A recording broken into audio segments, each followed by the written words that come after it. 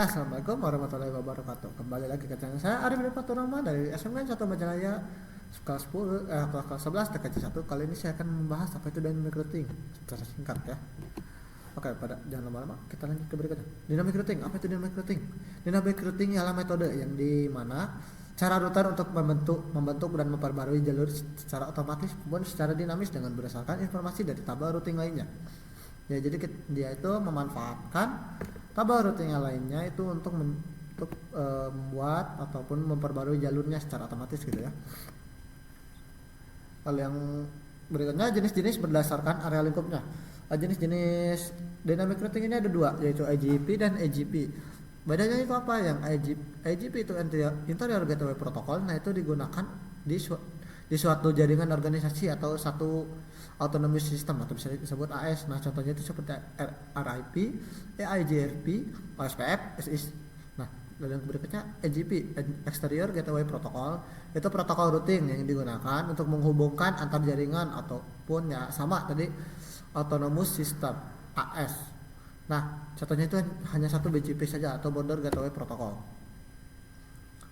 Berikutnya cara kerjanya bagaimana? Cara kerjanya itu terbagi tiga. RIP, IGRP itu cara kerjanya menggunakan distant vector router atau mengandalkan informasi dari tetangga ya ataupun dari router lainnya. Sementara OSPF itu link state router, bisa disebut link state router atau ya OSPF dan ISIS itu membangun peta-peta data jaringannya sendiri ataupun ya benar, membangun peta data jaringannya sendiri menggunakan algoritma Dijkstra. Sementara EGRP itu gabungan dari keduanya, jadi mengumpulkan informasi dan juga menghitungnya sendiri atau membuatnya sendiri dengan algoritma Dijkstra. Nah, ada komponen-komponen dasarnya pada dynamic routing itu seperti neckboard, metrik, routing table, dan algoritma. Neckboard ini router lain yang saling bertukar informasi routing ataupun misal ada routing 1 dan routing 2. Nah, yang routing kedua itu disebut neckboard atau lalu yang kedua metrik, yaitu metrik untuk nilai untuk menentukan jalur terbaik, bisa berupa hop count, bandwidth, delay, cost, dan lain-lain. Sementara routing table itu tabel berisi daftar jaringan tujuan dan jalur menuju ke sananya.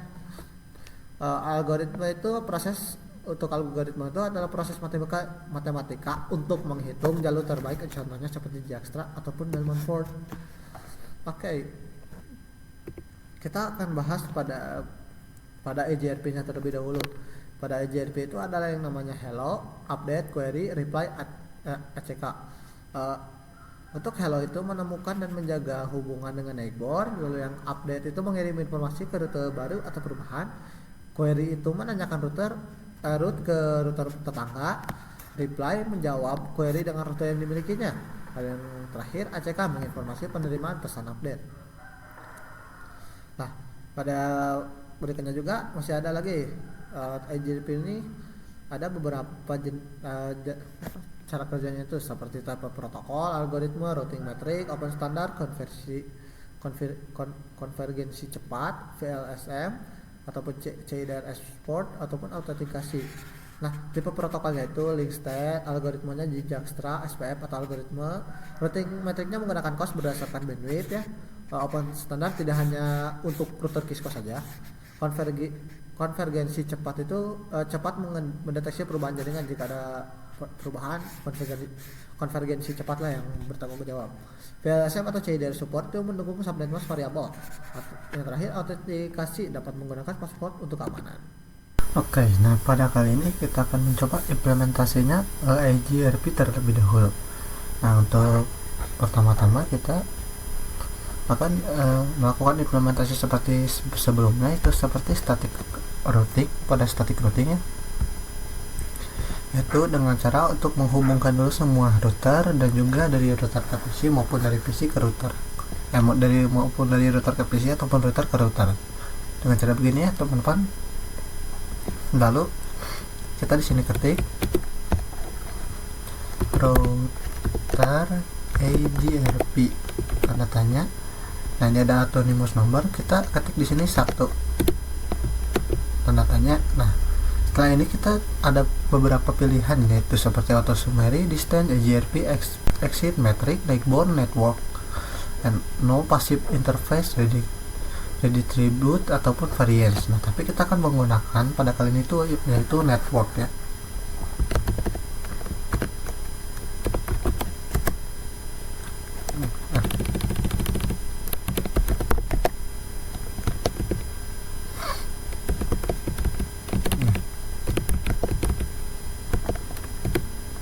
Oke, di sini sudah.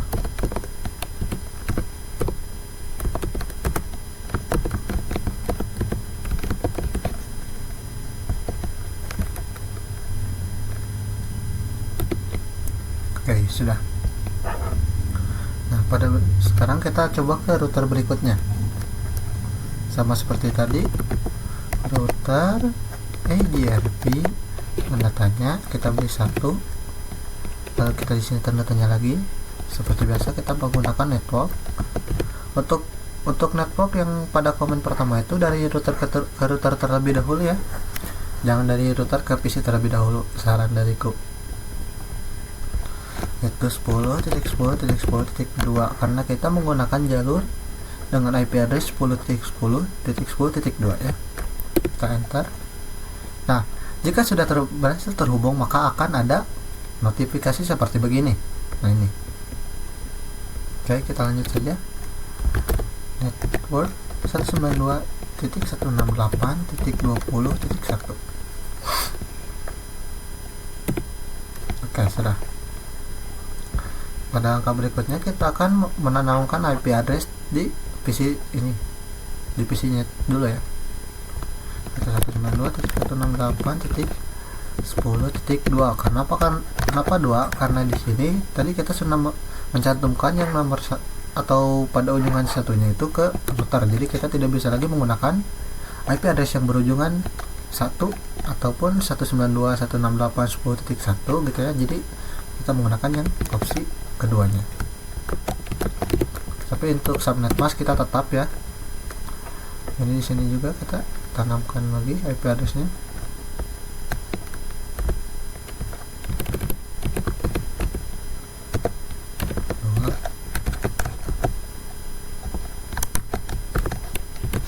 Oke, sudah berhasil. Nah, sekarang saatnya kita akan coba untuk mengirim pesan ya.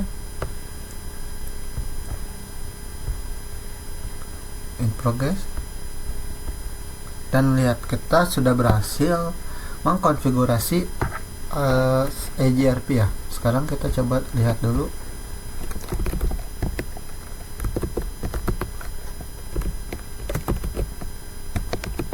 Oke, kita do show IP route. Nah, di sini kita bisa melihat ada lambang D, ataupun kita bisa disebut dengan EGRP, ataupun ya lambang dari si EGRP itu adalah di lambangi huruf besar D ya. Dan juga kita bisa lihat di sini sudah ada tertanam IP address-nya, itu ya kita menggunakan /24 ya. Oke, sekarang kita akan masuk ke pembahasan berikutnya, yaitu OSPF ya. Nah, berikutnya itu OSPF. Apa itu OSPF? OSPF adalah Open Source First. Protokol itu protokol routing dinamis yang digunakan untuk menentukan jalur terbaik berdasarkan biaya kos atau biaya terkecilnya gitu. Nah, dalam OSPF juga atau ada area dalam OSPF ini menggunakan area untuk mengelola jaringan besar agar efisien. Areanya juga ada dua, area O ataupun area lain. Area O disebut backbone area. Itu area utama, semua area lain harus terhubung ke sini atau ke area utamanya gitu. Untuk area lain non backbone itu area tambahan untuk membagi topologinya lah ibaratnya. Oke, berikutnya juga ada OSPF. OSPF ini ada cara kerjanya itu seperti Network Discovery. Ini Network Discovery ini untuk router untuk membentuk hubungan adjacency menggunakan paket hello ya, yang di bawah itu tuh. Ini. Nah itu kita kesini dulu aja. Database exchange itu bertukar informasi LAN atau bisa bukan LAN sih tapi LSA atau link state. Yang ketiga SPF calculation itu untuk menghitung jalur terbaik. Dan yang terakhir routing table update menambahkan rute terbaik ke table routing. Nah kita lanjutkan lagi, yaitu berikutnya ada hello untuk mendeteksi dan menjaga tetangga, yaitu neighbor lah. Ada DBD ataupun database description atau itu deskripsi singkat LSBD ya, LSDB. Berikutnya LSA, LSR atau link state request meminta informasi LSA tertentu. LSU link state update itu untuk mengirimkan LSA baru. Sementara LSA LSAK atau Unacknowledgement itu konfirmasi penerimaan LSA. Oke, nah untuk pada pembahasan atau bukan pembahasan tapi lanjutan dari tadi, yaitu sekarang kita akan melakukan metode OSPF. Nah, pada OSPF ini kita akan melakukan sesuai dengan pada pembahasan tadi, yaitu kita menggunakan rumus Dijkstra. Nah, nanti kita akan menjelaskan bagaimana rumus Dijkstra. Sebelumnya kita akan coba untuk mengaktifkan terlebih dahulu.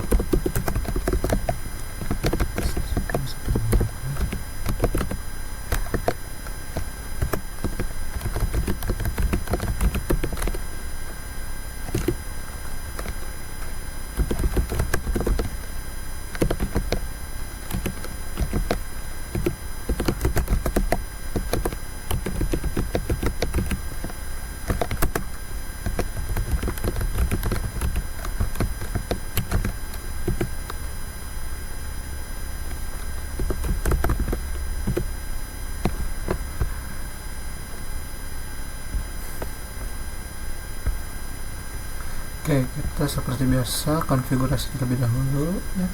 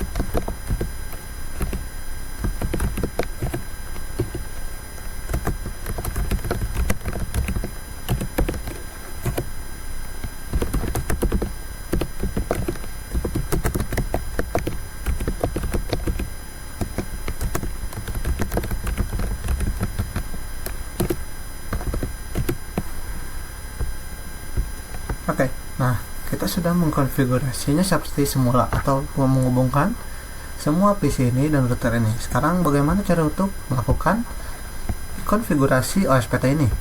Kita cukup simpel, cuman ada beberapa yang beda. Yaitu kita seperti biasa router OSPF.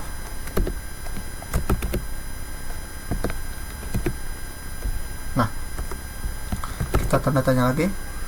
Kita seperti biasa ya menggunakan yang namanya network.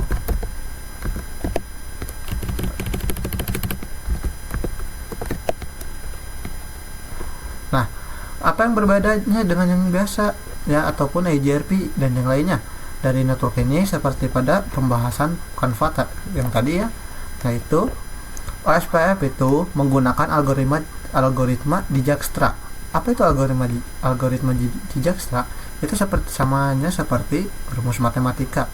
Nah, untuk network tadi kita kan menggunakan bukan rumus tapi IP yang 10.10.10, tapi yang tadi menggunakan /24.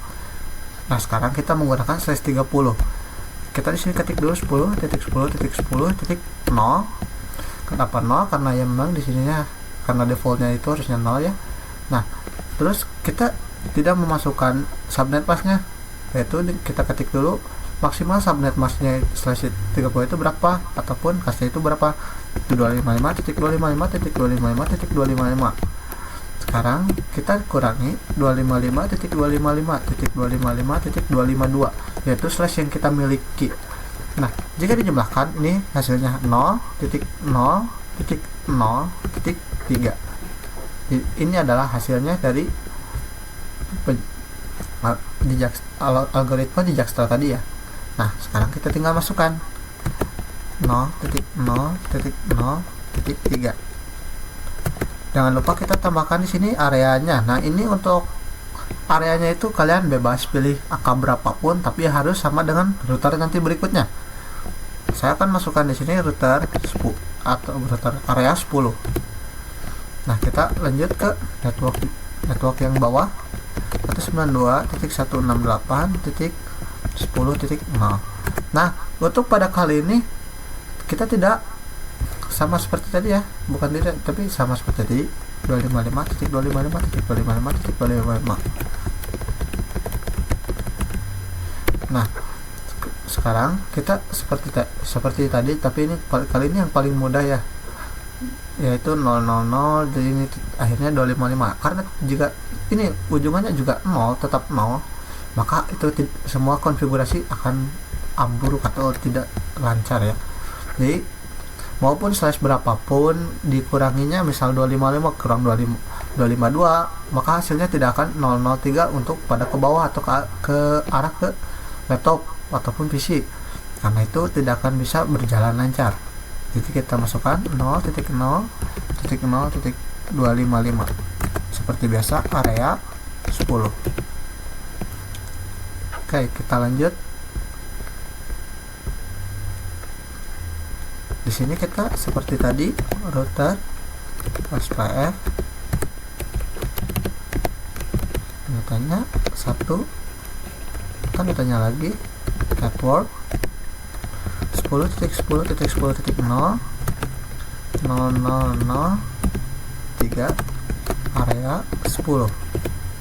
Network lagi 192.168.20.0.255 bukan 255 area 10. Nah, seperti pada EJRP juga di sini ada ya notifikasi ya. Kita kan harus menunggu dulu ya, on gigabyte from loading to full loading down. Jadi kita sudah bisa ya. Kita di sini coba do show IP row.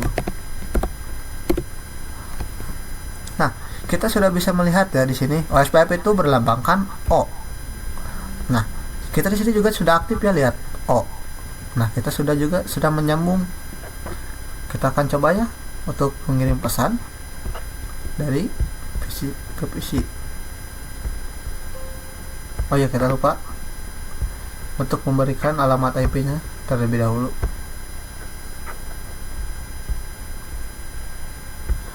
.192.168.10.2 salin.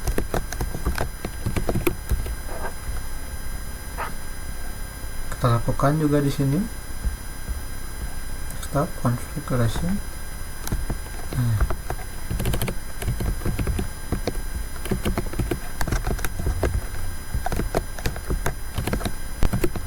sudah. Nah, sekarang kita coba ya kirim pesan dari PC ke PC. Progress. Dan kita sudah berhasil ataupun successful. Nah, itulah penjelasan ataupun implementasi dari OSPF. Kita lanjut ke pembahasan berikutnya atau implementasi berikutnya, yaitu BGP. Oke, kita pada pembahasan terakhir, yaitu BGP. BGP itu adalah Border Gateway Protocol ataupun protokol routing dinamis yang digunakan untuk bertukar informasi routing antar jaringan besar. Nah, BGP ini biasa digunakannya itu untuk perusahaan-perusahaan besar, ISP ataupun antar negara di internet. BGP juga ada beberapa cara kerjanya, itu yang pertama menentukan rute terbaik antara AS atau autonomous system. Lalu yang kedua memastikan stabilitas dan efisiensi routing di internet global. Yang ketiga mengontrol jalur keluar dan masuk antar ISP. Lalu yang terakhir mendukung kebijakan routing berdasarkan aturan bisnis, bukan sekadar jaraknya saja ya. Oke, jenis-jenis BGP itu ada dua, yaitu eBGP atau external BGP. Nah, itu untuk antara autonomous system ya, atau AS yang berbeda. Sementara BGP iBGP itu internal BGP atau antar router dalam AS yang sama ataupun autonomous yang sama gitu. Oke, mungkin penjelasan tentang dynamic routing, OSPF, IGRP dan juga BGP itu mungkin cukup sekian dulu. Saatnya kita masuk ke bukan pembahasan, tapi seperti implementasinya. Oke, saatnya kita coba.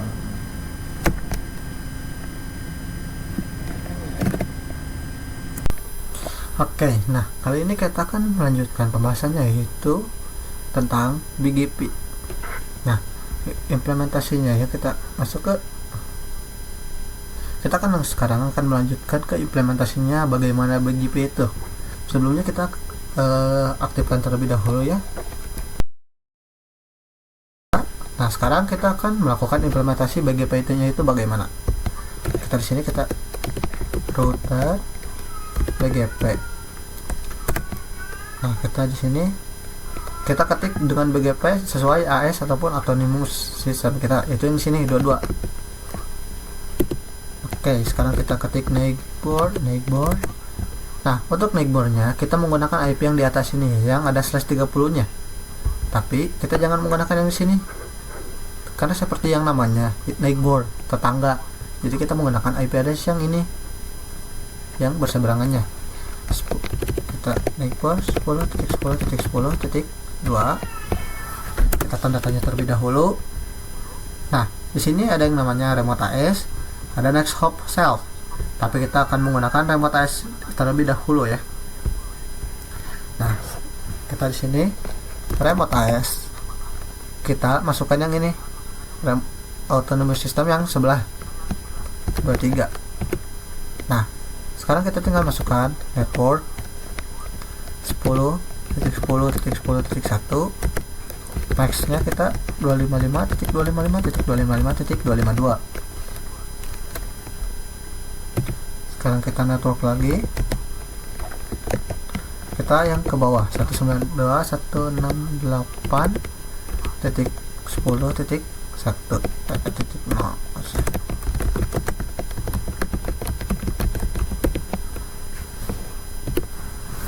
Oke, kita akan masuk ke berikutnya atau router yang berikutnya. Sama seperti tadi, kita akan masukkan routernya sesuai yang di sini ya, autonomous systemnya. Router BGP 23 neighbor 10.10.10.1.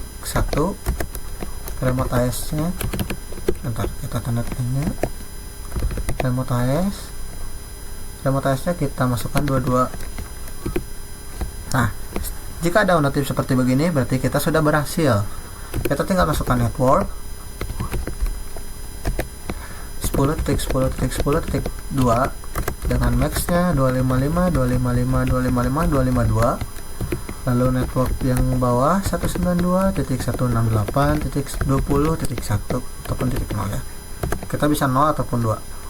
Kita langsung masukkan mesh 255.255.255.0. Nah, kita coba di sini show IP show IP row. Nah, pada di sini kita lihat ya. Nah, ini dia BGP. BGP itu melambangkan B ataupun ya lambang ini ya B. Ya, kita lihat, sudah bisa lihat ya. Di sini ada B ya. Kita juga bisa show IP nih. Oke, ternyata ada kesalahan, bukan IP nya ya. Kita show IP BGP SOM. Nah, kita di sini sudah terdaftar ya, lihat. Nah, neighbornya sudah ada, sudah masuk. Kita coba yang sebelahnya. Nah, kita show IP row. Di sini sudah ada juga ya. Nih, baik. Kita di sini juga lagi masukkan show IP BGP summary. Nah, di sini juga sudah terdaftar ya. Sekarang kita coba mengirimkan pesan dari PC ke PC. Oke, di sini sudah successful atau kita sudah berhasil mengimplementasikan BGP. Nah, cukup sekian video dari saya. Mohon maaf bila ada salah kata pun kata yang kurang dipahami, karena saya juga masih dalam tahap pembelajaran, jadi kita akan belajar bersama-sama. Jika ada salah mohon maafkan, jika ada kesalahan mohon benarkan. Wabillahi taufiq wal hidayah. Wassalamualaikum warahmatullahi wabarakatuh. Selamat tinggal di modul berikutnya. Bye bye. Video berikutnya.